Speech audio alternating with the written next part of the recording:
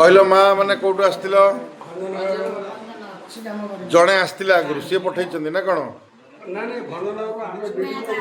ଓ video ଦେଖିକି ଆସିଥିଲେ। ଓ ସେ ଆଗ ବାଲା ଯିଏ। କ'ଣ ହେଇଥିଲା ଆପଣଙ୍କର? ଆଣ୍ଠୁ। ତମର ସ୍ପାଇନାଲ କର୍ଡ ଥିଲା କି? L4 L5 ନଥିଲା? ଅଣ୍ଟା ଅଣ୍ଟା ଅଣ୍ଟାରେ ଶିର ଦବିଛି।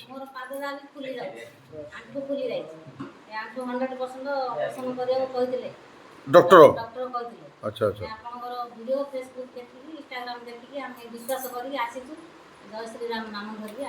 ଆମେ ଆମେ ଆମେ ତ ଗ୍ୟାରେଣ୍ଟି ଦଉଛୁ ଆଣ୍ଠୁ ଅପରେସନ କରିବାକୁ ପଡ଼ିବ ନାହିଁ, କିନ୍ତୁ ବ୍ରହ୍ମପୁର ଆସିଛନ୍ତି ମାନେ ଆହୁରି ଥରେ ଆସିବାକୁ ପଡ଼ିବ।